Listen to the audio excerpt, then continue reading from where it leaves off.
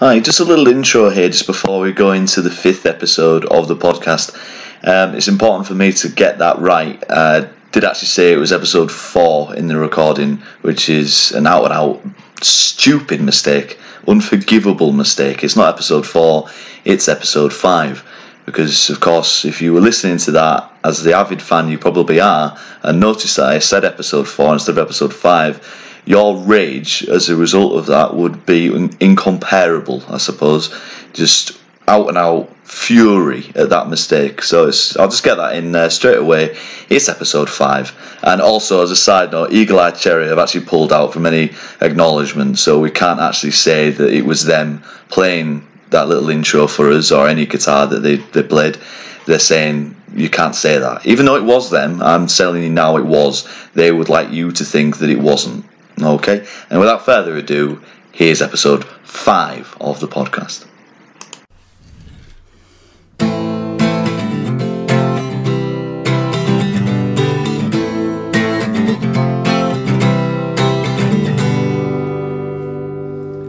Hello, and this would be episode 4 of the podcast. Technically, as much as we've done in episode 4, that was an unofficial one. Not to discredit Josh Jordan in any way, but this is episode 4. Episode 4, yeah. That was saved tonight by Eagle Eye Cherry. Eagle Eye Cherry themselves introducing us, believe it or not, because we're that big, we're that famous now, despite the absence. That's what we can do. We can have Eagle Eye Cherry on there. I feel like wasn't there a band who was going to try and get on ages ago? Hanson. Was it Hanson? McFly? Hanson were mentioned at some point. Was it that they were somehow involved in creating your Meat Van tune? Oh, that was it, yeah. Yeah. We got in touch with them about that, but I don't think we got much of a response. Because they're dickheads, as we found out. You think at the stage of fame that Hanson had, you'd be fairly negotiable, wouldn't you? You'd be into anything. Well, I mean, if you was famous towards the end of the 90s, early 90s, and you've not had anything for the past 20 years... Someone came along I'd have with snapped it up. an idea for a jingle for a meat van, you'd been all over it. But no, apparently Hanson are very snobby, but Eagle Eye Cherry less so. Thanks a lot, Eagle Eye Cherry. See you again next week. That was great, thanks. Thanks a lot. Yeah, we'll pay you soon. Yeah. Okay. So, in the time that we've been away, what have you discovered about yourself? Anything? Well, I've been enlightened by many things, and one of the things that I have been enlightened about is this. Wine. It's a bottle of Yellowtail. Yellowtail. And can you just read it on the label? What's it say? It says not only in any label, but a red sparkly label. It says Yellowtail Jammy Red Rue. That's it, Tom. Jammy Red Rue. Say it again. Jammy Red Rue. And it does sound exciting from the get-go, doesn't it? Because you think jam, red wine. Presumably there is jam in there then. Well, the flavour profile is something that is going to blow your mind. I mean, Tom was really unhappy about it because he was looking at the £5 bottles of wine, and this one was £7.50. Which is extortionate. It took a lot of convincing. He said it better be fucking worth it, and we'll see, won't we? You're convinced. Am I? We'll see. But if there isn't jam in there, then I'll be disappointed because the name does suggest that there might be some Australian jam. Let's give it a good sniff. I'll pour it for you. Okay, alright, that's fine. It's all part of the process, isn't it? It is. But yeah, you give that a sniff. I will. Well, that smells like I would want a red wine to smell. Yeah. Good start.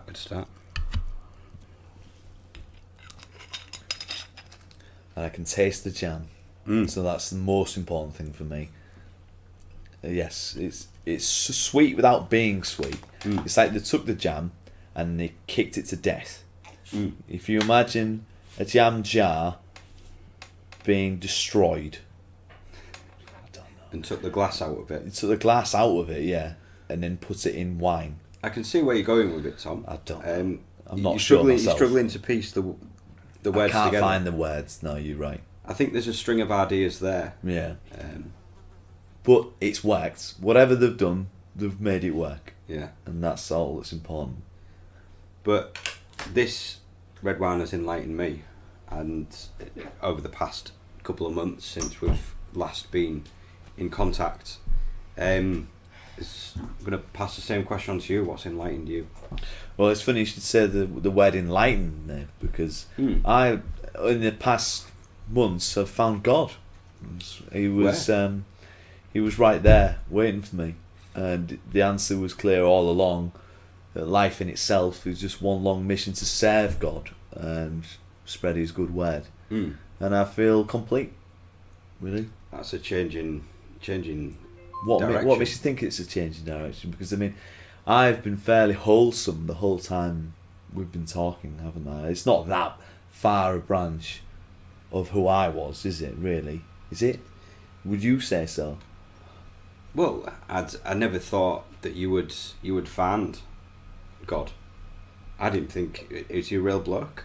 What did he say to you? I don't mean in literal sense, Nayf. I think we're going to be pedantic about it. Then we could really get on each other's nerves, couldn't we? Oh, so have you made it up? Is it a dream? Well, no. When people say they found God, they mean they've found Christianity, don't they? And that's what I mean. Is he a different bloke? Well, yes, I believe he's a man. If that's what you're asking, yeah. I won't conform to the feminist outlook that he's a woman, because he's not.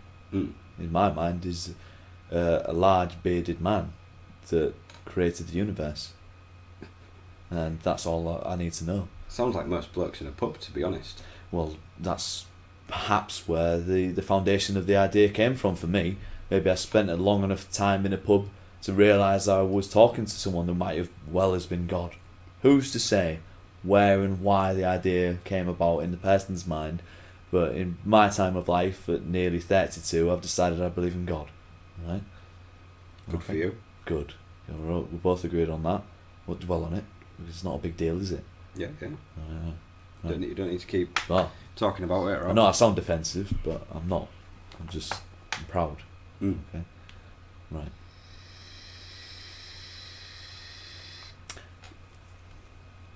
Now, I watched 2 episodes of the series Des that's on ITV at the moment. The 3rd episode actually was on last night, but I didn't watch it last night. And that is about the murderer Dennis Nilsen, who's a man from Scotland who lived in London for a long time and murdered roughly 15 or more homeless men, or not, if not homeless, down and out men, basically people addicted to heroin and people he found on the street in a bad circumstance that he would invite back to his home, fill with alcohol, and then murder, and then not rape. I mean, the one thing I'm not entirely clear on is, after reading the book, funnily enough, years and years ago, about the man, and watching this series, I'm still not clear on whether he fully raped these men after they were dead, but fulfilled his sexual need. It's a brilliant subject to bring up after founding Christianity. So. Well, is it? Or does it follow on perfectly? I don't know. We'll discuss that afterwards. In your inspired mind, why would you tie the two together? I don't know, but we'll find out. But what I'm not clear on is whether he got proper sexual gratification from these corpses or not. It's never made quite clear in the book or in the television series. Is that the answer you're searching for? Well, how I want to tie Christianity into it is the question: can you be a gay necrophile and believe in God? It's a hell of a question, isn't it? I'll let you. Yeah, I'll let you think about that one. It's a lot of processing for that one. So I'll break that down. Gay, which immediately is a problem for the Bible readers out there, myself included. That's the biggest problem there. Yeah, because straight away you're thinking, well, the Bible doesn't really commend homosexuality, so that's a bit of a hurdle. Yeah. Although there are gay vicars out there that found a way to tie that in, to say, God is the all good, the all creator, and everything that he's made is part of his plan. So fair enough. So realistically, if you said that you've accepted homosexuality, can you go a step further? Well, there is, with everything, with any legal document, there is a loophole. And the loophole When did that I'm the Bible aware become of... a legal document? So Is it not a legal document? I don't know, is it?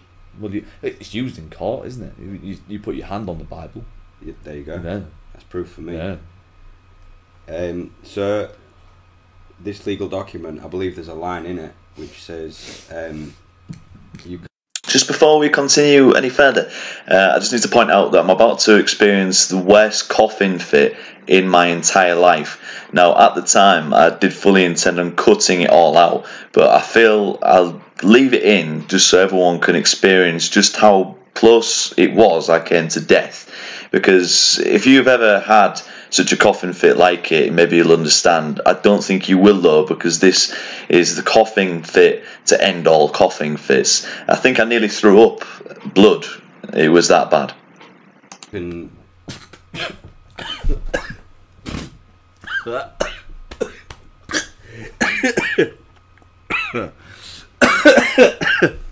I went on the wrong way, in a big way. You can tell me the wine's shit. You don't have to put on a show. I'll cut that out.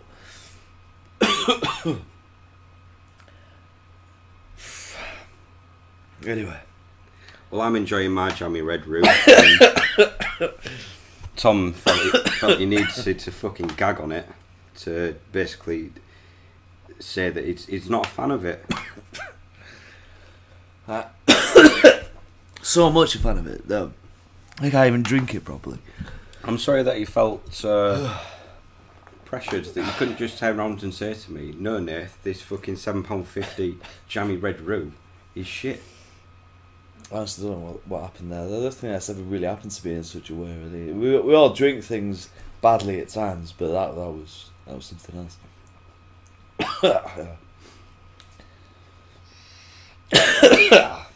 So as I was saying before you rudely interrupted... It was rude, you're right. Yes.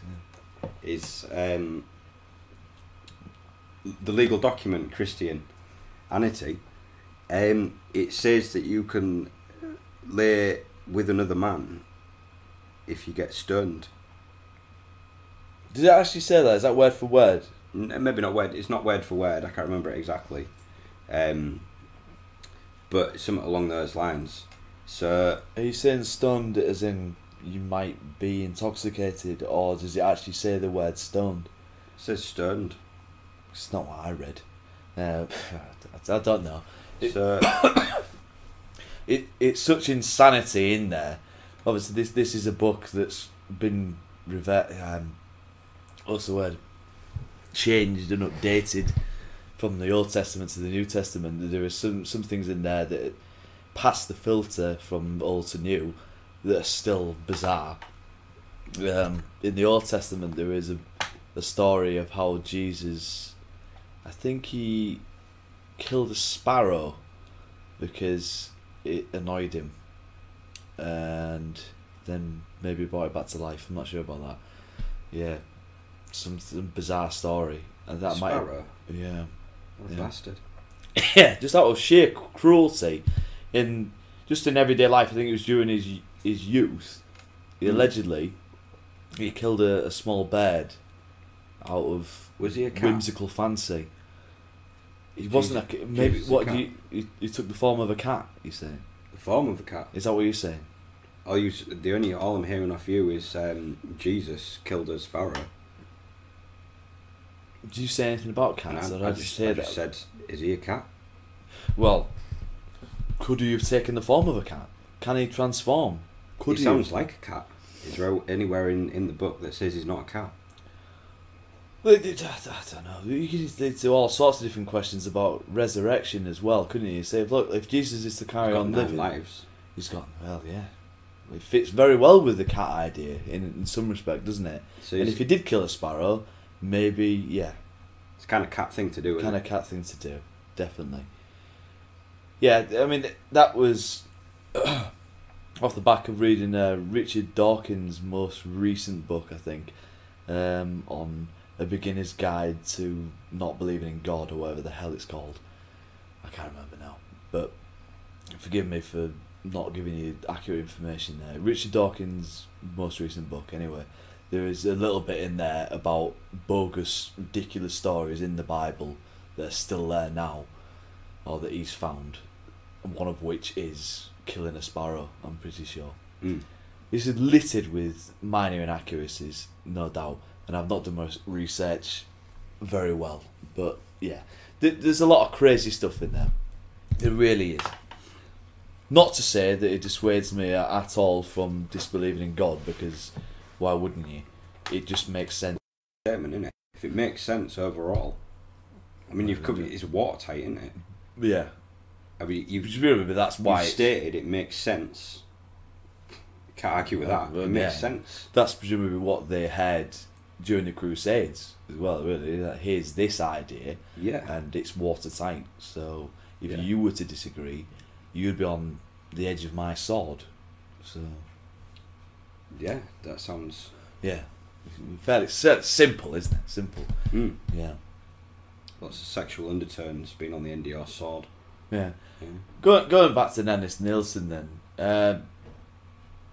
So could you properly excuse yourself from making love to a corpse in the name of God?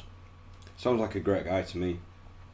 He wasn't, as it happens, he has not mentioned anything about believing in God. It's nothing to do with him, this tying with Christianity. I've just married the two because it felt right. During the series as well, he makes no mention of God or anything about his belief, anything like that. It just so happens I was on the subject and happened to be watching that series.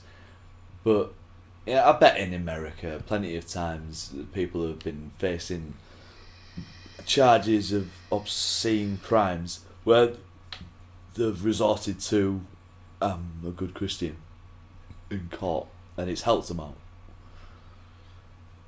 Is that why you've been enlightened? It seems that it's because all, I've done similar. It's all concluding that you've stated a crime of another person, you've found Christianity, and now you're trying to spin within this story. Is Christianity a way out? Well, it does sound like that, and admittedly. Is the fourth question is what I'm really worried about, Tom, is it are you going to tie up all these stories and say, here's what I've done? It does sound like I'm going that way, admittedly. I'm not, but I can forgive anybody for believing that, I mean, I've been called a murderer many a time. In workplaces, funnily enough. I mean, people have called me Ted Bundy. What was the other one? Sutcliffe. Yeah, I've been called Sutcliffe a couple of times as well. But I don't know why. I mean, if you got to know me, I'm quite a placid guy. But no, tying. I've been called Charles Manson. Have you really? At karaoke, yeah. That's a hell of a claim to fame. I'd be happy with that as well, because he's an interesting guy. He was actually a good musician as well. Yes, yeah. What is it? Helter Skelter. Was that an album or a song he did? Is it a song or was it a book? I can't remember. Oh, is that? Did he rip off the Beatles at one point or something? Yeah. He was writing music in the 60s, I think, 60s, 70s. Yeah. Before he got taken down by the FBI. Yeah. Is he still alive and well in prison now? Good question. No, I think he's dead. Yeah, I think that was very recently, wasn't it? Yeah. Maybe 2014, I think. Yeah, maybe so. Yeah. I'd like to do some reading on Charlie Manson because I think he was insane. But good dancer, good musician. The impression I got from watching the series Days on ITV at the moment is that they tried to portray it in a way that you're following the antics of the chief inspector who's behind convicting the man himself and getting to know what it was like to arrest a man like that and convict him and the ordeal it was. And in the end, in the second episode, you find out they only actually charge him with 6 murders, despite the fact that he's already told the police he committed something like 15, potentially more.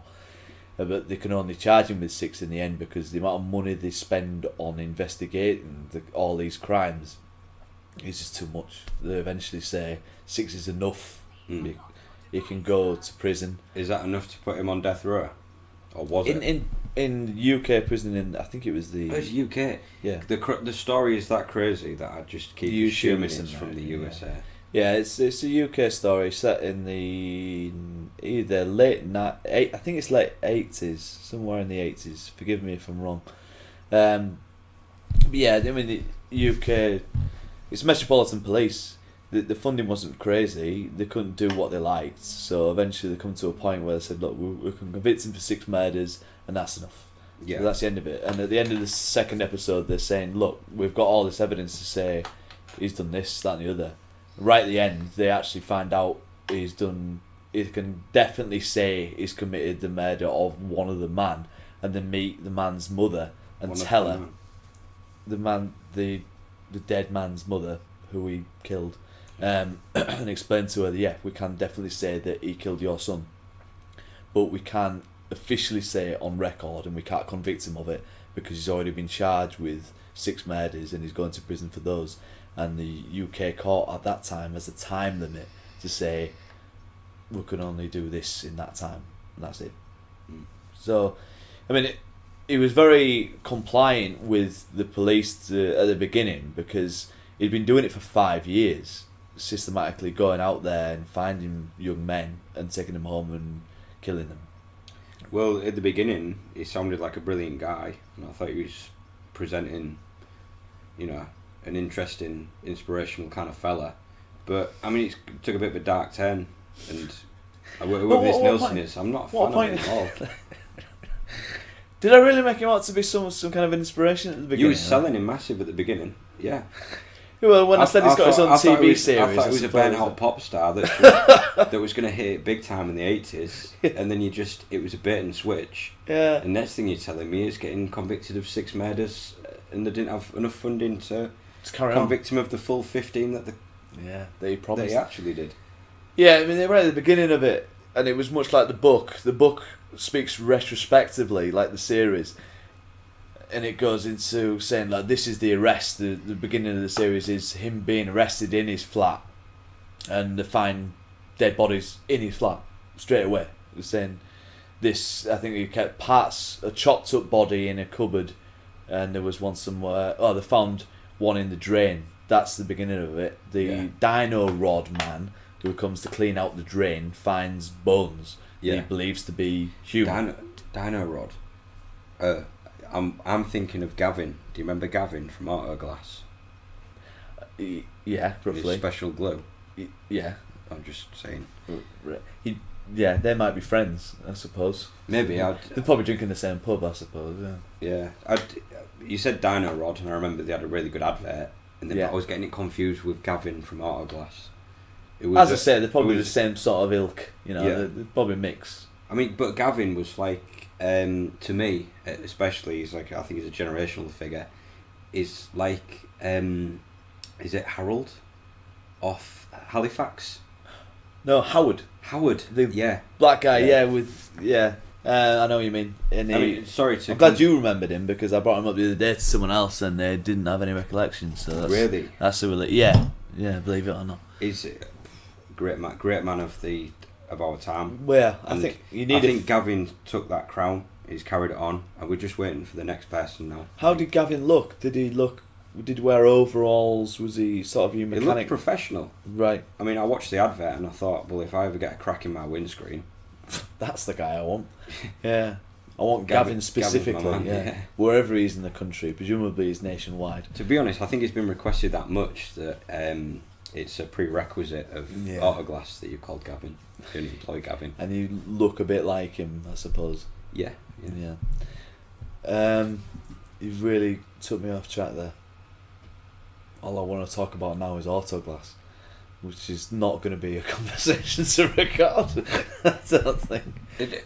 We digress from you saying Dino Rod That was the catalyst in the switch of the conversation. Yeah, thank you.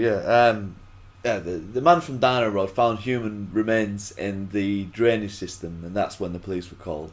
Yeah. By him himself, and they came and he turned up at Dennis Nilsen's flat, and he proceeded to admit to the murders instantaneously. And he sat down with police, dismissed his solicitor, and said, "I don't need one," and said, "Yeah, I want to help the police as much as possible." It was later revealed he was in the police himself for a short time, only for a year.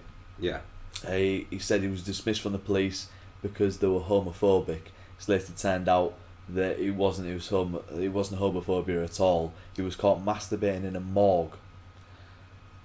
Oh, so it was always... And it's as the story progresses, as the man starts writing the book about the man himself, his life has been a long obsession with death, really. So is he still alive then? As far as I know, yeah. I mean, I can't thoroughly recommend this series enough. It's fascinating for me in particular because I happened to read the book years and years ago. It was, you can make cross references to... Yeah, and it's funny that the author of the book is played by an actor in the series as well, so it ties together very well. Even at the beginning of the episode, it says this is based on this book, and you go, "Oh Christ, that's the one I read." So it'll be a British production then, won't it? Yeah, it's very British. Yeah, as I say, David Tennant plays the man himself, Dennis Nilsen, and he does a very good job as well. Good on him.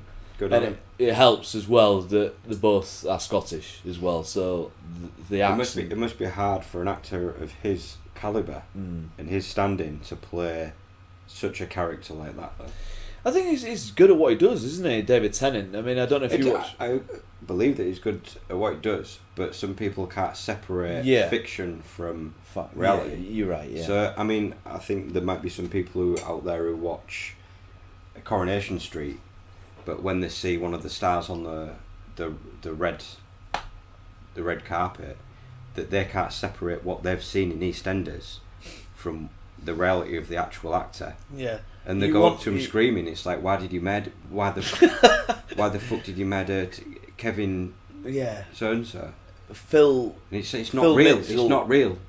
At one point, Phil Mitchell was addicted to crack on EastEnders, and during that time in his life, he probably was, probably asked in the street by massive fans of EastEnders, "Please get off the crack," and he'll have had to deal with that in his own way. Yeah. Imagine that. We think he's under the witness protection program as Ross Kemp. There's people coming up to him with deep concerns, saying, "Is everything all right? Please give me the crack if you've got any on you, because I don't want you to take it." It definitely blares. I think this is what the Americans are absolutely brilliant at doing, blurring the lines between reality TV and documentary. And whereas I think British are good at very dry comedy. Yeah. I think the Americans have taken that, like say The Office, and they've gone, well, it's obviously real, and then taken that formula and just mashed reality with fiction, and then the lines are blurred. What's real anymore? That's my question to you. Are you on about what's real anymore? The Office, as in Steve Carell Office? No, the original one. Right, and they've taken that in America, and that people might actually still fall for that, thinking it's real. Yeah. Probably Or taking that formula of reality and documentary. Mockumentary, but the mock is lost in translation. Maybe so. There probably were a large percentage of people in America that believed it was real. I believed the British Office was a real documentary at first. I don't know about you. I really was fooled into it, and that's what put me off about it, because I thought if Ricky Gervais is actually like that, then I'd want nothing to do with that series whatsoever. It was only quickly afterwards that I realised it was a comedy. But that's the beauty of comedies like that, isn't it? It's a trick, and if you don't get it, then more fool you. Yeah. And that's great. That is what I enjoy the most about comedy, where you're pushing the boundary to the point of where it's so subtle that people struggle to see. Yeah, where the line is crossed. Yeah, what's real and what's not. Quickly off the top of your head, has Adele been replaced? You might not be up to date with Adele's antics at all. I guess you probably wouldn't. I don't know. No. The last song I remember she brought out was the one where she was screaming. Yeah. Off the top of my head, that all her songs have gone completely off my mind. Most of them were sad songs about breakups because she was, and I think it's fair to say, somewhat an overweight woman incapable of keeping a man. Now the two things don't go hand in hand. I'm not saying that in any way, and it's important for me to make that clear for anyone listening. The counter argument to that is the blonde-haired American singer. What's she called? The blonde-haired American singer. Yeah. Who does the same thing. She talks about breakups. Taylor Swift. There you go. It's Taylor Swift. And I could see it in your eyes. You knew what I was talking about. She's been blonde. Doesn't matter. Anyway, yeah. But yeah, Taylor Swift. She does the same thing. Yeah, obsessed with breakups, and that's basically the theme of every album. And that's what Adele did. But Adele did it in a classy way, and the music was good, and a lot of people liked it. And fair enough, But it was clear that she was maybe a little bit overweight, and I don't think it's necessarily unfair for me to say that because she's gone out of her way to lose a lot of weight in recent years, maybe past 2 years, maybe less, and now she looks like a new woman, so much so that I put it to you that it's not the same person. Because honestly, I looked at photos last night, and it really, honestly, I just think stark a difference, yeah. Yeah, that insane a difference in face as well. You look at a face and you think, Jesus Christ, this isn't the same woman. Now, is it far-fetched for a record label to kill a person and replace them with someone else? But they'd have to keep producing the same music. I don't know. No, I think you've got legitimate concerns. Yeah, because if you look at Adele's life as well, she was a raging alcoholic and somewhat a loose end. So it would have done the record label a favour to just kill her off and say, look, here's the new Adele. Well, I know that EMI are involved with MI5. EMI. They're all just letters, aren't they? Yeah. Well, EMI and Virgin Records have they've been building Challenger tanks for years, alongside provided music, and what they've done is they've used music as a front to block out the factories that are churning out Challenger tanks. So with this knowledge, I mean, we can link it and think, well, yeah, it's perfectly viable that a record label has the capacity and the equipment to take out one of and the money. They've got the money. I mean, if they want to kill someone and make it look completely seamless, I would say, yeah. I think Simon Cowell's probably strangled someone to death on a monthly basis. With his belt. With his belt, yeah. And then the true story is, I think most people have heard it actually. It's obviously just shown as a little meme, but it's Pepsi. And at some point in the fucking 80s or whatever it was, Pepsi, the company that made knockoff Coca-Cola or whatever they make, had one of the world's largest naval or military forces. And it's actually true. So Pepsi did have, I think they had like a couple of warships and loads of other equipment. It was outdated military equipment, but nevertheless they bought from the US military. They didn't buy it. It was, I can't remember what country they got it from, but the country was basically saying that we want stock, or we want you to have your market in our country. We want Pepsi in our country. Right. Therefore, they basically said, well, we don't have a strong enough economy to say we'll pay you. So how about you have some of our assets instead? And the assets that they gave them was some fucking age-old military equipment. So Pepsi, a commercial company, ended up earning some crazy ass military equipment. Yeah. And that was his payment. Jesus Christ. That's actually true. Yeah, it all got decommissioned and scrapped and stuff. Yeah, Pepsi didn't go to war or anything.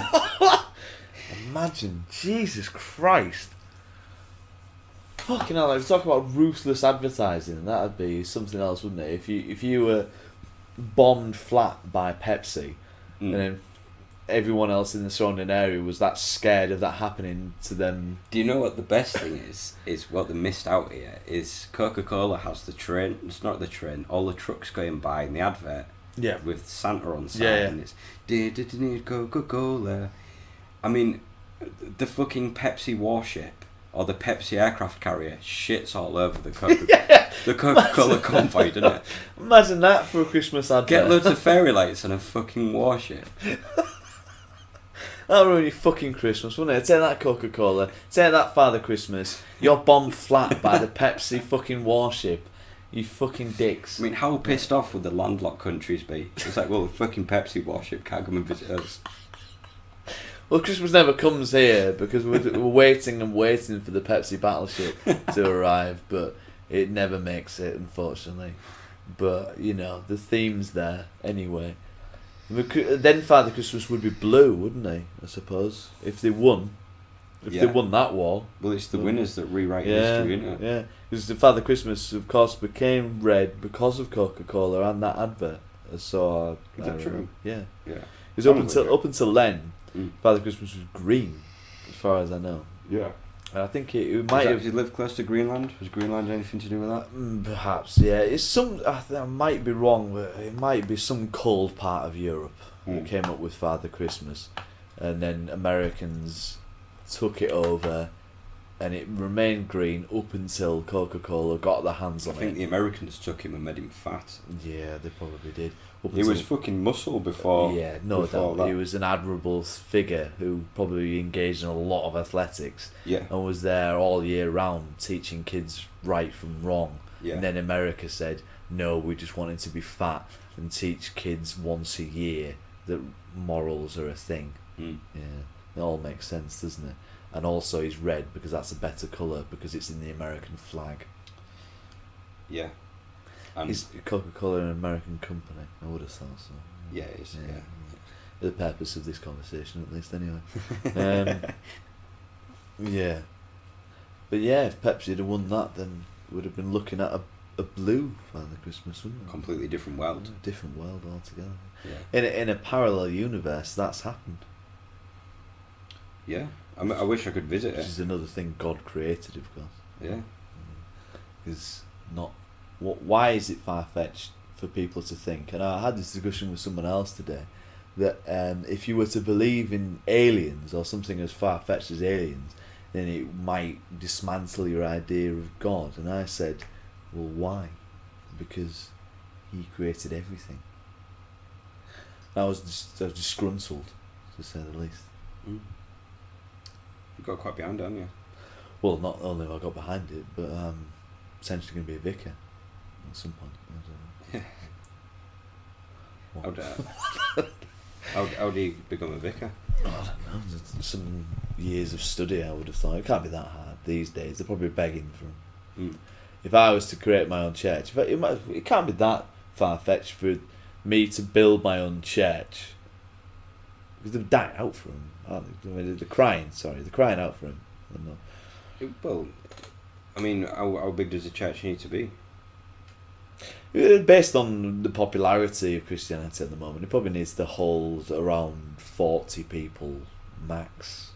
On a Sunday service. It does make it a lot more difficult. Yeah. Difficult in what sense? Well, I mean, if I've got a bit of wood in my garage, you know.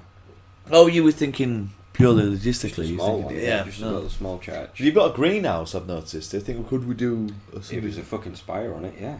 I mean, I don't know what the requirements are. If you invite... I mean, the first fully glass church? It's probably a Christian thing to say, if you invite people, they will come. Or is that... I don't know. Is that just a popular phrase? It's not even a correct phrase, I don't think. I don't know. It could be something you put outside your church. Yeah, I could put it on a poster, couldn't I? Yeah. Put a lot of crosses on there. And then if we were to stand in your greenhouse and quote the Bible, is that legal? We'll cross that bridge when we come to it, won't we? Yeah. Well, you learn through your qualifications becoming a vicar. Everything starts somewhere, doesn't it? I think you cross bridges when you come to it. Yeah. It's easy enough. And burn them behind you. That's what I've heard. Yes, burn all the bridges. Yeah.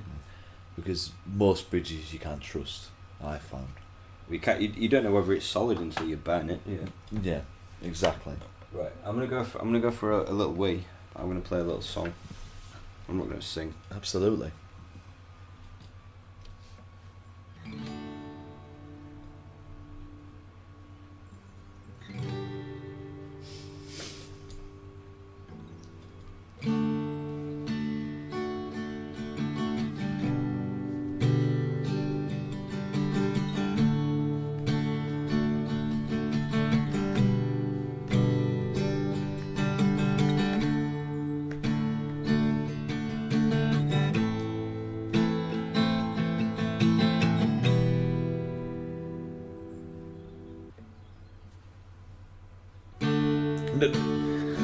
Just gonna say pause it there.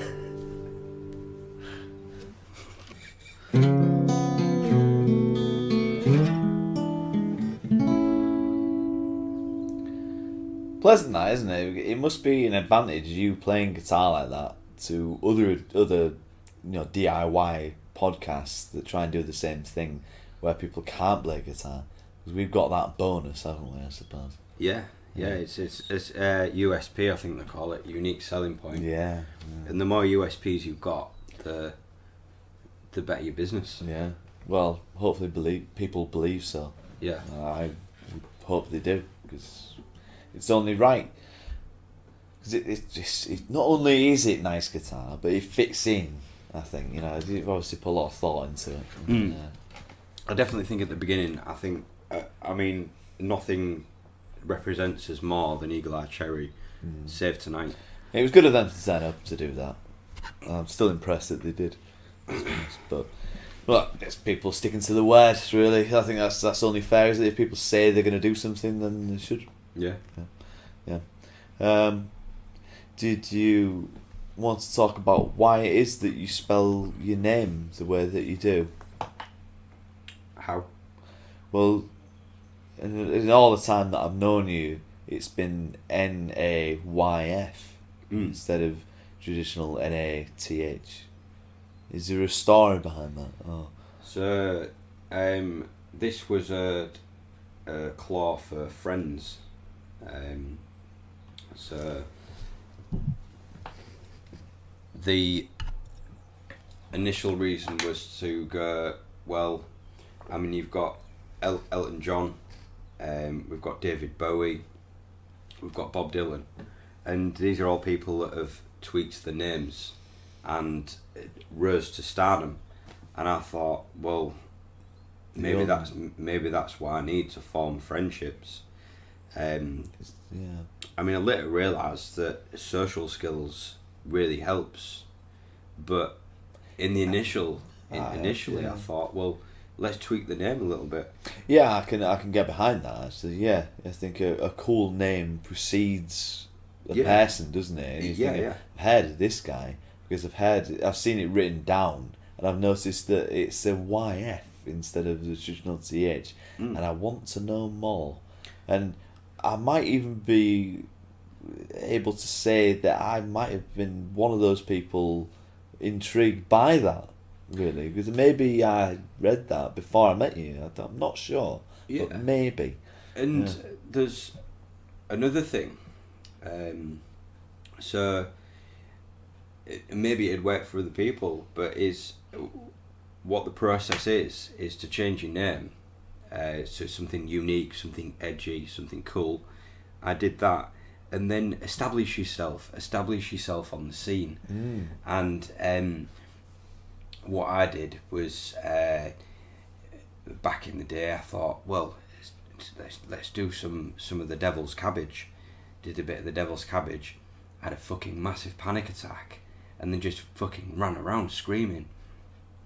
And I thought, well, I've established myself now. That's my unique selling point. So someone who doesn't smoke weed. We've got a connection. We've got a connection now. Yeah. We've got an event. and we've got a name, and you link them two, and then it's almost interchangeable. It's like people often come up to me and say, "Do you remember that fucking idiot that was running around having a panic attack like 2005?" And I'm like, "Yeah."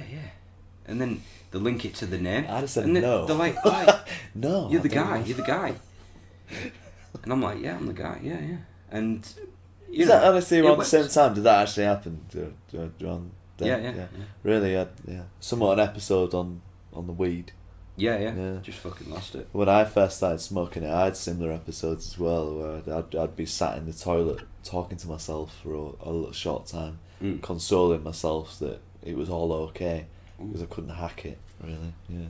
It's quite ironic, really, because obviously smoke a little bit, absolutely lose your shit, and then next day you're on a fucking rally like legalise weed. And it's Come on, Nayf, where are you? We've been waiting for you all this time. We was down at the fucking parade and everything, with the placards, and you're at home still getting over your panic attack. For Christ's sake. Yeah, I was late to the party with weed. You the same then, really. Like, a lot of your friends got into smoking it before you, and then it found you at some point. Yeah, I mean, I didn't really smoke my first joint until I was 18, whereas most friends I knew who smoked it like 15 upwards, and I was sort of reluctant, and then eventually just succumbed to it and was like, oh Christ, it's a bit full on, where everybody else has already had the initiation and laughs at you because it's oh Christ, it's only a joint. But yeah, it's hard getting used to weed at first, I suppose. I'd never smoked a cigarette in my life as well, so it was also getting used to smoking something. It was a big taboo in my mind. I'd entered into the drug world, and the next step was heroin, and I narrowly avoided it. But anyway. But there's a age-old saying in psychology, which is, it's never too late for a panic attack. Well, is that an aim in the psychology world? Is it the people in psychology want people to have a panic attack? Because I wonder about that. Is it good for you? Well, it gets. I mean, the government keeps saying that you need to do exercise that gets your heart racing for at least 5 minutes. I bet you use a lot of muscles in a panic attack. Yeah. I mean, what better way to get that heart above 120 BPM than a good old panic attack? Lose a good bit of weight there. Yeah, I mean, if more fat people had more panic attacks, you'd be in a good position there. Something to be said for that. We'll touch on that in a later episode. Yeah. We'll come back to that. Have you got something of your own to add into what we're doing here? I can, yeah. Because I know you promised me some action. So, to our frequent and dedicated listeners to the podcast, as you've noticed, there's quite a lot of planning that goes into it. Really high production costs. It should be a subscription service by now, because this is costing me around 20 grand per episode. Yeah, and you much the same. I mean, we're both stumping the costs, and it's fucking ridiculous. I've got to pay a producer, a director, a writer, and I mean, Eagle Eye Cherry cost fucking 5 grand just for that fucking. It was atrocious. I couldn't believe that they came out with that figure at first. When I thought they were joking, and then they said they were serious. You've got the production staff as well, the lighting. I mean, I don't know why we need lighting. Why the fuck have we got lighting? But these are things we pay for. So by now, this should be probably 15 quid a month. But we're doing it out of the goodness of our own heart. Yeah. I mean, fucking Steve Coogan doing Alan Partridge on Audible.com, it's a joke. I mean, for Christ's sake, you could do it for free. You could. But anyway. Fucking robbing bastard, isn't he? Yeah, he is. So, what the plan is we've been talking to directors and producers, and they was like, well, we should really pay for this idea because it's fucking brilliant. But I mean, for this episode anyway, it's going to be free. I can't promise for the future if it's. Well, no, I really hope. Genuinely, maybe we could put certain context behind a paywall. Me personally, I would charge a minimum of £20 a month for this, but that's by the by. Maybe we could do the more you pay, the more you can listen to. Yeah, ideally, yeah. I mean, we can talk about it after. But yeah, I have got something for you, Tom, and I hope it's a frequent staple. I hope so. Maybe we can throw it in the future podcast. Oh, so yeah, Depends if it flops or not. Doesn't it? Earlier episodes, we've done a quick fire round, haven't we? Where I fired a lot of subjects at you, and we tried to dismiss them as soon as possible. This is advancing on that, isn't it? Yeah, it's natural evolution. Yeah. So, what I propose to you is that we have a little discussion around what most people, if I can speak on their behalf, is what most people might think of as maybe a little bit awkward, or possibly like a social faux pas. You know, it's something that you maybe do in your own home, Yeah. or be comfortable around doing maybe your partner or something like that. Yeah. But out in public, Yeah. it's something that Yeah. people go, ooh, and maybe look upon and go, Yeah. ooh. Let's deal with it. Let's try and Let's get in there. Let's put these subjects out there, so you feel more comfortable with them, and we'll try and put them to bed. So the subjects that I'm going to throw at you is in public. How do you feel about gurning? Gurning because of something you've consumed, presumably. This is Yes, I mean gurning is said it's quite. It's but it's exploring the facial muscles, isn't it? Yeah, it is. I mean, there's gurning. There's that competition, isn't there? I don't know if it still goes on somewhere in the UK where you do a gurn and it's the best gurn that wins. It's just like an ugly face that you can pull, and the ugliest face wins. Basically, that was gurning. That was the first understanding I had of the word. Good point. Actually, when I wrote it, I didn't actually think of that type of gurning, but I suppose it fits in because although that's in a competitive scene, what we're talking about here is when you go down to Sainsbury's, whether that be gaining upon mind-altering substances, which may be causing you to lick your lips a little bit too much, or maybe showing off your competitive gaining face. I mean, if you're a professional gurner, if you took it upon yourself to pull the ugliest face you can, maybe you're committed to it in such a fashion that you do it on a regular basis, and people could confuse that with somebody who was on drugs. It's probably happened, maybe. But I think, what you're really talking about is people who've done too much MDMA or ecstasy who end up gaining as a result of that.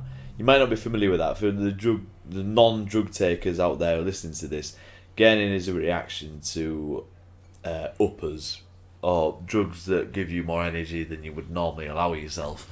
And as a side effect of that, your bottom jaw is overreacting in a way that makes your face look ugly, and you're basically biting something that isn't there. Let's say, and that's uncomfortable.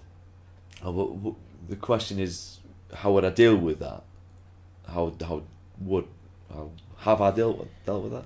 So, is it okay to do it in public? No. Is it actually a social faux pas? Or are we just putting more credence on it than it's more... I mean, if you were going to say that was acceptable, you would probably say, I'm encouraging people to do more banned substances. No, but you've already explored a different idea, which is competitive gaining. I mean... Yes, there is that.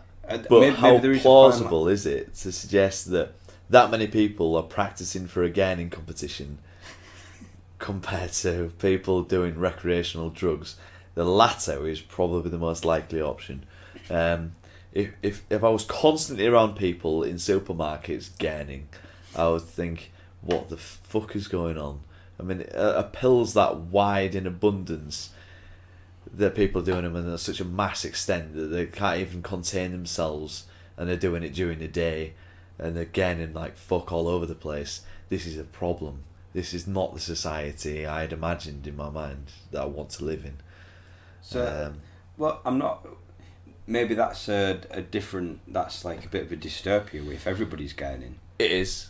But What if you went to a popular supermarket, you bought your vegetables, you've bought a fucking really nice bottle of jammy red root. Jammy red root, yellow tan. Hopefully for cheaper than £7.50. Hopefully cheaper than that, yeah, because man likes his offers. Atrocious. And the till person was gaining. If the person behind that till was getting, but they served you perfectly. You know, yeah, it was polite. They were just a little bit over enthusiastic, and they were getting in a bit, and they were talking too much about stuff that was irrelevant to what was going on. I would think you're probably either on ecstasy or on MDMA, behind the counter at Morrison's. Good on you. Fair play. But if it was widespread, it's probably not the world I want to live in, really. So in discrete occurrences, is you're saying it's essentially okay then, aren't you? Yeah, I'm saying I would be okay with now and again coming across someone who was getting a bit more than usual because of perhaps drug abuse. Or competitive. What, they're taking MDMA to be more competitive? Well, if it turns out that more people get a promotion in their job because of MDMA, then who am I to judge? Then fair enough. But there's a lot to be said from the therapeutic value to MDMA. I think I read something a while ago that there was some kind of family problem that someone dealt with MDMA. They fed their entire family MDMA and were able to discuss deep-seated issues, and this is a serious thing. More than they were able to before. There is definitely a line. It's interesting you mention it. The word therapeutic means a very specific dose. I was probably wrong to use that word. I just meant I do like it because this is a bit of a if you're going to take a therapeutic dose is something that makes you only just feel a little bit different. You know, if you go to Ibiza, they are not taking therapeutic doses. Unregulated, isn't it? You know, yeah, I don't think anybody at a place like that is taking a therapeutic dose. Nobody knows what they're taking. A therapeutic dose is just enough to change your mindset. Yeah, I mean, there's... So that's basically, I'm not warranting in getting a big bag of MDMA and sorting out your family issues. If someone was getting in the public, down a street, that happens to come across, and it turns out that they're taking a prescribed amount of MDMA for family therapy, I would be far beyond judging. We've not reached a conclusion to this subject that I thought we would, to be honest. But here we are, anyway. But that's the world we might live in one day. I think David Baddiel at one point was willing to experiment with MDMA for the purpose of studying. I don't know if he ever did. There was a Channel 4 documentary as well. I think it was him who volunteered for it. I don't know if it ever came to fruition. But yeah, there was definitely a Channel 4 documentary of people. Because interestingly, there was a chap, a veteran or a military chap, and he had a bad time. And the basic hypothesis that they came up with of why his experience was worse than anybody else's is because he was trained to be in a mindset of being very aware of his surroundings and himself, and having that shift in reality and lack of judgment. That's a perfect word for it. Judgment. Yeah. The shift in judgment, but being unable to control it is what terrified him. Yeah. So he didn't feel he had control, whereas there's other people who was just went with the flow with it. I can understand that as well. Yeah, I mean, speaking from experience as well, I don't like losing the ability to judge my surroundings at all. I really don't. That's why I've spoilt drug experiences for myself in the past, where everyone else has let themselves loose and done what the drug has entitled them to. I sat there fixating on what I used to know as my life. God, no, I can't do that anymore. So yeah, moving on. Anyway, they did it with acid with troops in the 50s as well. They watched at what point there was a breakdown in leadership of people on LSD. Psychedelics, yeah. Yeah. So, but the last person to crack out of a squadron was the captain, the leader of that squad. What they observed that all the subordinates just lost their shit systematically, but the last person to lose their shit was. Look him on there. Yeah. So it's this idea that because he had a position of responsibility, that he tried to fight off or maintain some level of comprehension longer than subordinates. Yeah. But to conclude, you're quite happy with people gurning. You talk to somebody who was gurning, but as long as not everybody's gurning.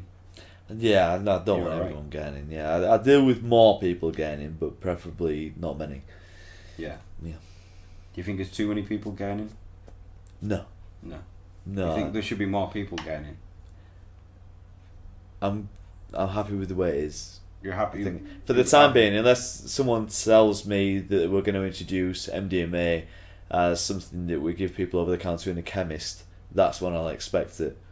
Up until then, no. Yeah, cool.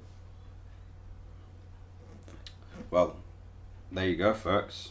Experimental conversations. It wasn't so much a quick fire thing. I tried to shorten that as much as possible, but I suppose some things that you can't really shorten. Really, the whole point was to discuss it and explore it. Yeah, I mean it was very much your own, and I'm glad you brought it to the table. I really am. And I like the conclusion. Yeah, I do as well. Which is that the level of gurning is okay. It's acceptable. Isn't that you're on a mission to allow people to gurn in public? Is that the main thing for you? That you want to be allowed to gurn? No, it's not a personal. No, you just want to see other people gurning. I'm just exploring the minds of. Have you seen other people do it out and about and wondered if it was okay to do it in other scenarios, or was it just something off the top of your head? Well, it's maybe the social difference is because, like you said, there's competitive gurning. There's all types of gurning, and there's a lot of emphasis on substance use for gurning. But if you went to Sainsbury's and let's choose a real life situation, you're going to Sainsbury's and you're going to have a tea party and you buy a bottle of jammy red roux, which is the best wine. Yeah, which is a brilliant wine. God's own wine. When you're not trying to deep throat it and fucking gag on it. Who's done that? Have you? Who's trying to deep throat? You was gagging on it earlier on. Oh, sorry. Yes, I did. Yeah. I'm assuming that's because you really liked it. Yeah. So if you go into Sainsbury's, you buy your jammy red roux. Everything's alright.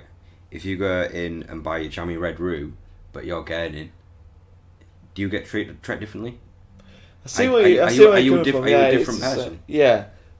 I mean, you can say that about a lot of things, couldn't you? I mean, if you've got Tourette's and you've gone in there trying to buy anything, you have to deal with the fact that you're swearing and shouting, and people have to accept that. Yeah, it's an obstacle in daily life, isn't it? I suppose is what you're saying. Yeah. So you're saying gurning is an obstacle? Well, it is, yeah, because people will notice it. So it's then socially unacceptable, isn't it? Not necessarily unacceptable. Because you're being you're being discriminated against for gurning when you're buying. Don't make them a category to be, dealt with in a public manner to the point where you might consider them discriminated against. Gurners aren't the same as people with Tourette's. You can't found a foundation of gurners. It's just not going to happen, isn't it? I mean, unless it's something I don't know. Unless the union of gurners. Yeah, unless it's a medical condition where it means that you gurn all the time and you can't help it, and you're judged in society because of it, and they all meet up for meetings on a daily, on a weekly basis or whatever to discuss the troubles. This probably goes on. I don't know. If it does, then I apologise to the gurning community. I've obviously dismissed something I was far unaware of, and I should have paid more attention. I don't know. Why are you the person to bring this up, Nayf? For Christ's sake, of all, I think you know something I don't you? I think you've been in touch with the gurning community, and they've paid you to bring this up, and now you're just a subservient unit of the gurning community. Well, I've been passive. I've tried. How much did they pay you? Enough. Yeah, I bet they did. They're after you. It's becoming obvious who's paying the bills here in this production, and you're going to unpredicted sources, is what I'm saying. And of all places, I presume it's a charity-run foundation, isn't it? And they've paid you. I mean, there's all sort of ethical implications there, isn't there? Really, I think you should probably be a little bit ashamed of yourself to take money off a charity to bring their name into a podcast of little popularity. They paid us, actually. They're going in contact. That's what I mean. They must have paid you to get their name into this podcast of little popularity, just so we could pay the bills to keep this going. I mean, what the hell? It was 12 grand though. Well, if it's 12 grand, then so be it. And I'd have taken that deal myself. But it covers your fucking exorbitant lighting costs. Well, to be honest, like, if you don't have the lighting right in a room, you can't do anything. Well, they can't fucking see the lighting. I didn't see it at first, but given 10 members of staff in charge of lighting, I do agree now that it's probably a necessary resource for the production. And what's with the makeup? Why you got eyeliner on? I do this because it makes me feel comfortable. I need to get these charities involved, Tom, to keep this podcast running. Well, of all people to bring into it to fund this, charities are the last people I would have expected. But obviously, needs must, isn't it? The money must come from somewhere, and if you're advertising for them, then I suppose it is worth it. But 12 grand is guilty money, isn't it? It's guilty money. Well, if you hadn't offended the gurning community... Well, I didn't know, did I? We could have had them on next week as well. Yes, I know. That would have been another 12 grand. That's ruined, isn't it? I presume maybe 12 grand was the initial payoff, and then it would have come down. It's been knocked down now, hasn't it? Yeah. Now it's probably around one. Would you say? Would you at least ask them for £1,000? Well, I can try and salvage it.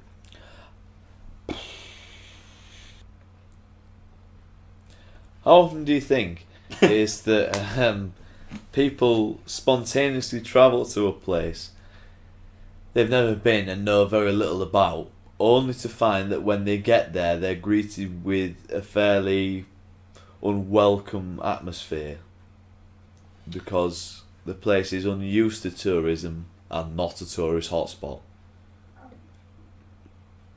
I think everywhere. In the age of hipsters, I think we can talk at a micro level. We can talk, I mean, down my street, if I don't see somebody that I don't recognise, I'm like, what the fuck are you doing down here? Yeah. The fucking tourists. It's that tribal mentality, isn't it? And then we can get bigger and bigger than that. And we can, if there's anybody I don't recognise, then... You think, what are you doing here? Yeah, it makes you question. Yeah. Not seen you before. Why are you here? Yeah. Doing it in the shop I go to every day. Don't normally see you. Yeah. I mean, I don't know.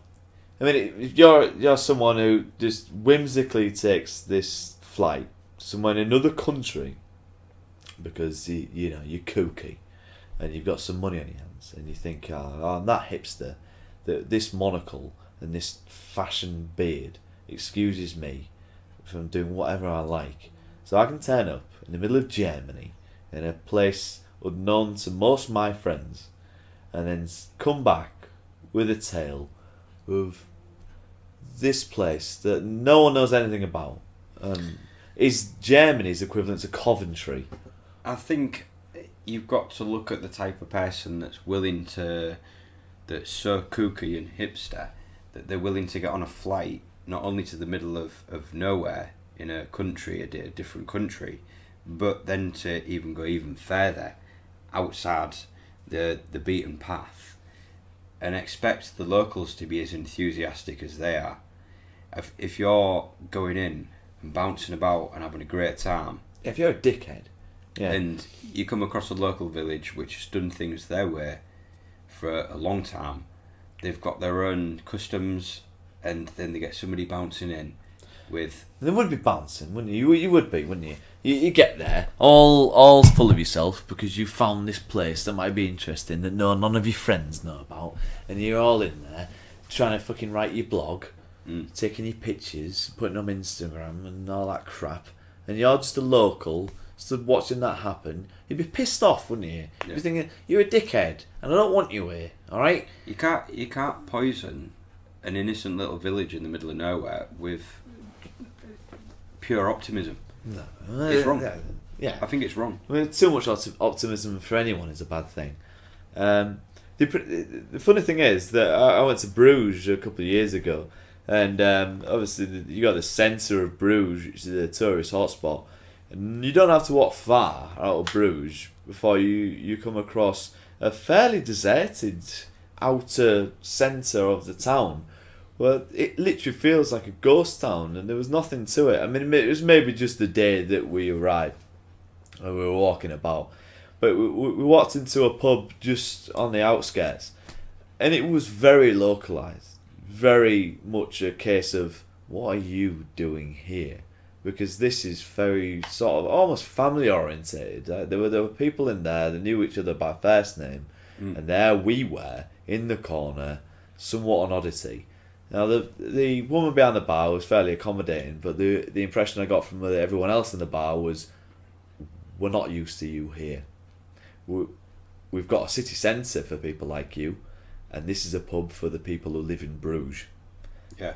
And I felt somewhat guilty for doing it, but I enjoyed it because it's a lovely little pub, and the prices weren't as high for the beer and the food and everything else because it's not a tourist destination. You know, it's something that it benefited us because you don't have to pay as much and you get the same stuff, but it was detriment to the people who normally go there because it's like, who the hell am I? Well, do you think if you can be more miserable than the locals, do you think that would put you in a better standing? I mean, we've thrown this concept about of maybe if you go into another part of town and you're real positive, you know, Western, I'm cool, I've got wearing a bit of money, an American flag as a kid. I want to explore all your pasties and your different ways of doing pastry. But if you just go in real fucking miserable, but just a notch below the locals, and maybe you can build that English. Bond with the locals. Yeah, if you give off the impression that you're not English and you just don't speak very good English, I think that's probably to your benefit, isn't it? It probably helps. If you come across as maybe someone who's a bit lost, then that would have gone to our benefit, definitely. But yeah, you can't help the enthusiasm though, because you're in a different place and you're basically on holiday. Yeah. So you come in there bright-eyed and you think, I'm excited about this place, don't know what it is, come across it by chance. And they can feed off that vibe instantly and they can tell. It's difficult. I just wonder how many times people go abroad into some place that they've never been before, because it's like concepts. It's something that appeals to me. If I had all the time and the money on my hands, I would do it. I would go somewhere obscure on a flight, on a whim, in an airport. If I stood in an airport and thought, I'm going to pick out somewhere I've not heard of and get on that plane and go there and hopefully find a hotel and sort myself out. It's a good idea, isn't it? I think. So you're quite happy flying and landing into the complete unknown? Yeah, it's exciting, isn't it? You think, yeah. But do you have any get out procedures? Would you fly to another country knowing that you don't have the money to get a flight out? I wouldn't do that. No. I'd always have to know that I could get home safely. Yeah. Yeah. I wouldn't go as far as that. All I'd want to know is that I know nothing about the place I'm going. Yeah. It just sounds... It's on the list of places in an airport, and I've never heard of it, and it's in a different country, and it I don't know. I'd have to have something to go on, I suppose. I wouldn't just choose a place completely at random. I would probably say that's a place I've maybe heard of and know nothing about. Maybe. Yeah. And I bet people do this. I bet people, idiot hipsters, probably go through this. I don't know. It's maybe going on. I don't know. Do you think travelling to another country to busk is like quite audacious? That's very audacious. Yeah, the busk. What, to go on the street and perform something? No? Yeah, like if you went out to a music shop now, spent 30 quid on a tambourine, and then fucked off to Kazakhstan, Incredibly and started ambitious, banging yeah. on your tambourine over there. If we reversed the roles and you as a native of that country, would you be annoyed at yourself being there with a tambourine, trying to earn money? No. No. If I some Even if you had the knowledge that you was not a native person of that country. No, I think I've got a lot of admiration for people who are buskers, people who perform on the street. When I say a busker, I don't mean an instrument necessarily. I mean you could go over and do some shadow puppetry or something, whatever it may be. But Yeah, as long as you're doing some sort of form of entertainment for money. my sentiments remain the same. If you're willing to go and do that, then that's good going. That's really good going. No matter where you're from, if you're still on the street performing something, then my respect goes out to you, definitely. Ed Izzard began his career that way, and look at where he is now, and that was ambitious. It's very ambitious to go and do something like that, to go and grab people's attention. I mean, you know what it's like when people speak multiple languages, okay. Yeah, I know. Yeah, no, Eddie Izzard is a phenomenon in himself. He really is. But I mean, you know what it's like when you're accosted by people who work for charities in the street and they want to gain your attention. You know how hard that must be. But not only are you doing that, but you're trying to entertain people at the same time. I don't know which is easier. Probably the entertainment value, maybe. But at the same time, you're putting on a show and trying to grab people's attention. It's hard, fucking hard. And if you add you're from a different country into it, then that's fucking insane. That's incredibly good going. Incredibly good going. Definitely. Really is. So you think it's a potential way to travel the unknown then? If you had a performance in which you could do on the street to earn enough money to move on to the next place. If I was doing that, if I was to recommend it to anybody who was a performing artist, I wouldn't say go somewhere Would you accept somebody coming over here and doing that? Like, maybe not somebody from who hasn't got they don't have the money, but somebody who's come over here and just wants to visit England, and you saw them in town centre and they was doing their act and they had enough English to get by to say, I want to travel England, but I'm doing it in a very cheap way, so cheap in fact that I don't actually have the money to move on to my next destination until I've gathered enough money in this city. Would you quite happily go over to them and be like, I have in principle, massive respect for what you're doing, I'm going to give you a couple of quid? Yeah, I mean, in this conversation, it sounds like a fantastic concept, but if I was actually there and then, and I didn't know all the facts, I'm guilty of being dismissive and an angry dickhead in public places, and I wouldn't even know this information because I wouldn't learn it. I would just walk past that person doing what they would do and think nothing of it. I fear that would be the assumption of majority of people as well. Yeah. Unless you explicitly had a sign saying, it's hard, isn't it? It's and explaining, saying, yeah, I'm travelling and I'm a traveller. But then that's a sign saying, I don't know where I am and I don't know where anything is. It's fucking hard. So then it's an advertisement for people to go, well, fuck off. Is a target for let's nick all his money because he can't go to anyone. The way that the British public is, and I do fear this might be a sweeping generalisation, is that most people would say fuck off. I'm not interested. that's unfortunately the way we are at the moment, really. But yeah, the idea of just travelling somewhere that you've never been before, know nothing about, and finding out that people don't want you there is just funny to me, because it's just like if you were German or you were French or you're Italian or wherever you were in the world, and you pick somewhere in Britain at random that happened to be on the list of places that planes were flying to that day in your airport, and you picked this place, and you got there, and you probably predictably, with Britain the way it is, like what I've just said, you'd be dealt with a fairly hostile atmosphere, and felt like, oh Christ, I should have never gone there at all. And I just think that probably happens more often than not. And it probably says a lot about humanity.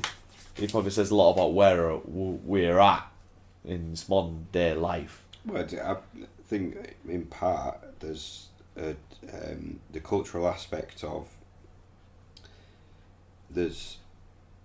in certain countries it's almost a custom to invite people over, and British people are very polite on a whole. To a degree, yeah. There isn't any fucker that'll invite you into the home. No.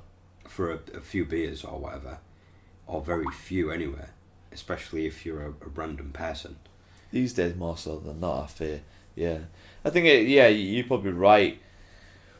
Up until a certain age, yeah, I think maybe younger people would be more susceptible to this idea, would be more welcoming, but older people would probably not. I don't know. I'm not doing surveys out there and really getting to know what people's opinions really are, but the impression I get in other countries, they're more trustworthy and they're more friendly, and they will do these things where they would allow someone they didn't know into the home, whereas Britain now, I would think, would be far from it, generally.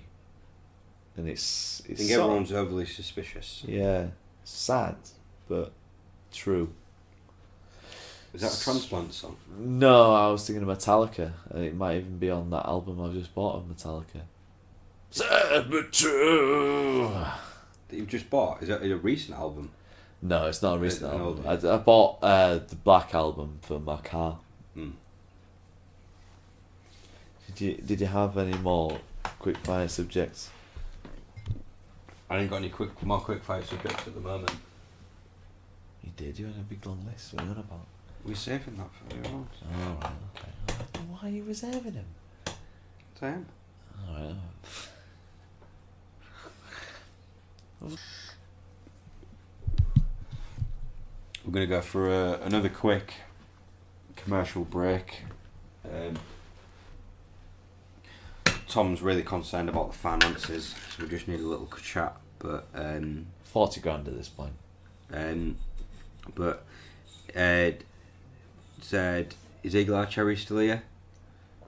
No, you were paid for the hour. We've gone past the hour mark, so they've gone. Hang on.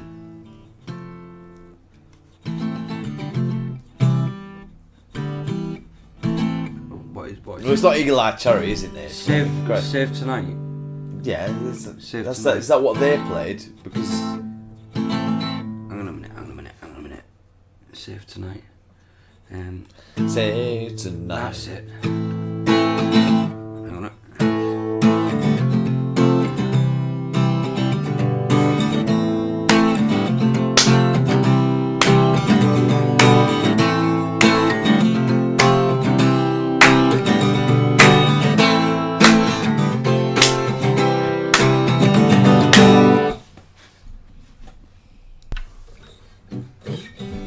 Save Tonight. Fight the break of dawn, come tomorrow. Tomorrow I'll be gone, save tonight. Fight the break of dawn, come tomorrow. So anyway, you had something to discuss in the terms of what you would do. So go on, you explain. Well, some people call me an ideas machine. Some people call me a fucking idiot. But None.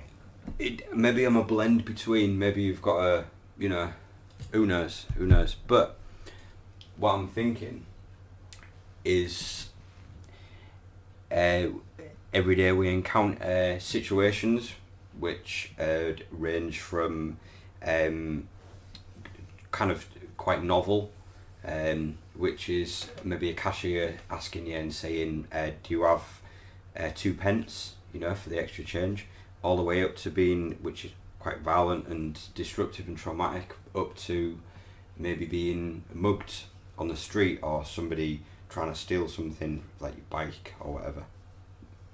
And then we've got personal, internal experiences, which is feeling comfortable. We spoke about panic attacks and anxiety. Yeah. So what I'm thinking And what is... advantage they are. Yeah. So there's a word in our vocabulary, a short, powerful, snappy word, which is no. And I'm thinking, if you put enough severity and if you're vehement in your pronunciation of the word no, and you say it with absolute power and authority And conviction.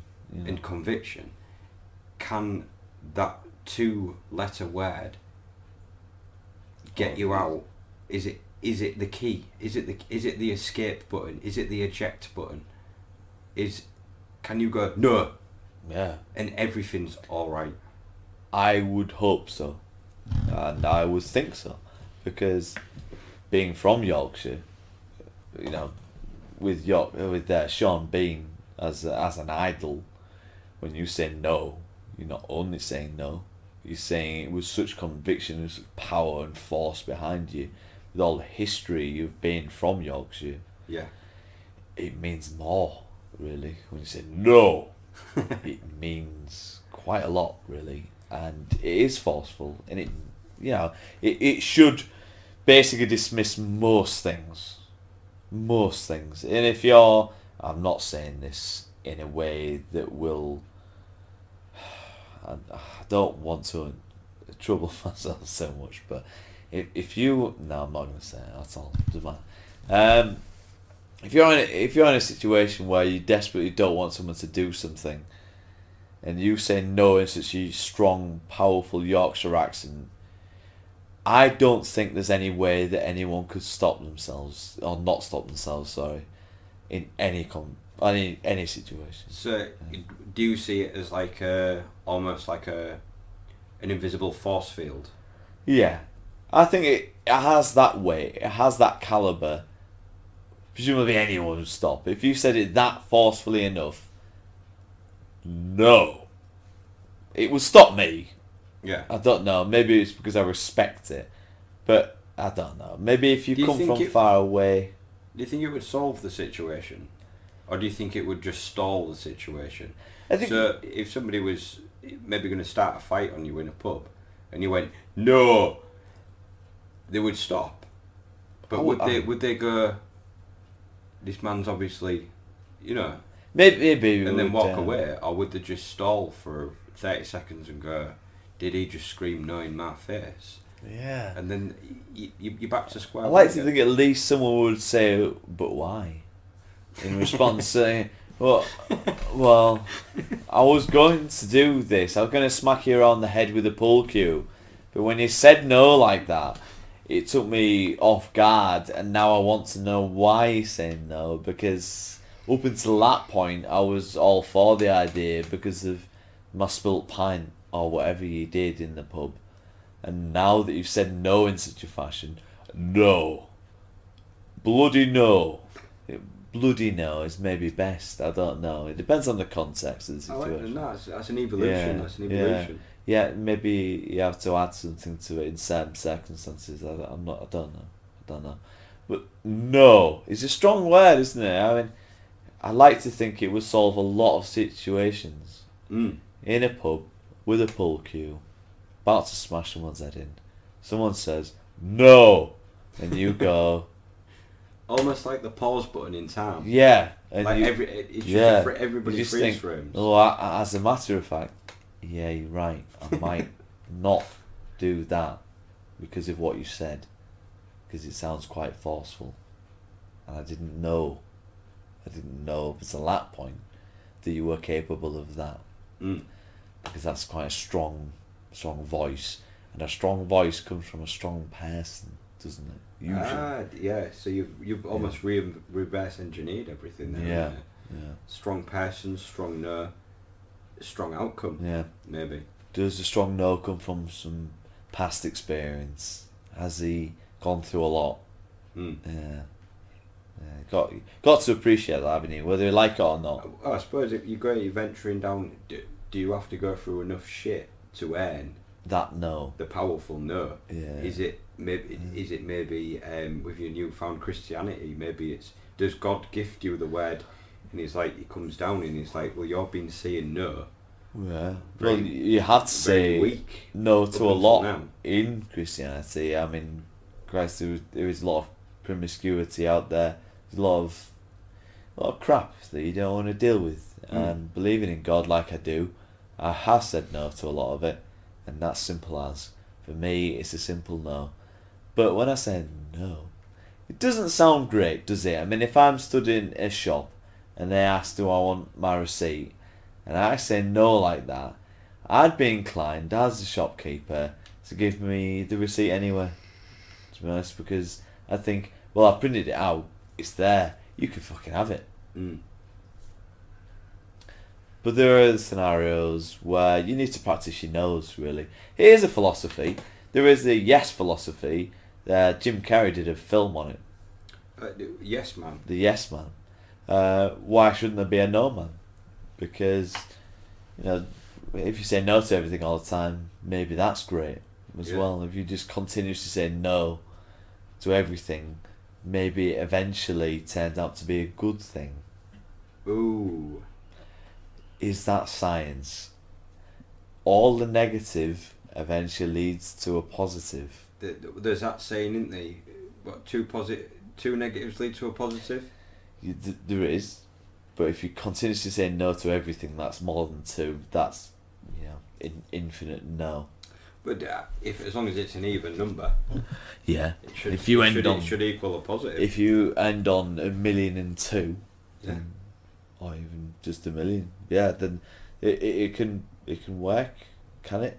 I don't know. There's work to be done. Definitely work. Although when you started out, you did mention that a Yorkshire no, but does it have to be a Yorkshire no? Why Yorkshire no? Is Yorkshire no the most powerful no? I wouldn't be the one to say, but I'm biased because I'm from Yorkshire and I've been aware of the Yorkshire no for some time, but I'm probably suspecting that is probably the strongest no in the world. Yeah. Maybe. It's not, I don't know the translation to no in other languages, but I don't think it's as forceful. I don't think it is. I really don't. And then when you add an accent to it, I mean, no southern is now. Yeah. It's almost like now, the word N-O-W. But with Yorkshire, it's just straight. I can't recreate the accents, but I've got a feeling that the Scottish accent might accentuate the too much and lose its power. No. So no. It's a longer O, isn't it? They're going to drag the O out, and because you've dragged the O out, you've lost its power. Whereas straight, dead, bloody, it's finished. Blunt, isn't it? Yeah, it works. Here it starts, here it ends. No. Yeah, it's simple and it works. It's exactly as the word intended. Yeah. Whereas Liverpudlian, a Merseyside accent would be it'd be it's just weaker. I really don't think I've ever come across a stronger no than a Yorkshire accent no. And there is a philosophy for it. It may not be a good philosophy. It may not be a philosophy to live by. You can't go out your life saying no to everything all the time. But you've got to believe in the answer no as a relevant response. I don't know, Tom. I think it's a relevant response, isn't it? We found that faith is very powerful. And if you've got faith in no, I don't see why no can't get you anywhere you want to be. Yeah, maybe, but I don't know. I think it can get you even from the smallest things, like trying to get on a bus without any money. You haven't got any money, mate. No. And just sit down. It would take a bus driver back, a little bit off course, wouldn't it? He'd say, well, he said no. And I didn't know what to do. And I drove the bus. Yeah. And that was that. And I think a lot of people at the station would go, I think I know who you're talking about, because I've witnessed him before. And he told me no before as well. Mm. And he never has any bus fare, as a matter of fact. But that no is so forceful that I haven't got it within me to disagree with him. And that's that. Yeah. I think if you've got faith in the no, it's a possibility. You've got to practice it enough, haven't you? Yeah. You've got to believe in it enough where you convince everybody else you say it to. Yeah. And I do think... And yourself. Yeah. Yeah, you've got to believe in it yourself, haven't you? You've got to say no and genuinely think, I mean it. Mm. Yeah. And I can get away with it. Yeah. And that's great. That's great. Well, it's been a beautiful time with you, Tom.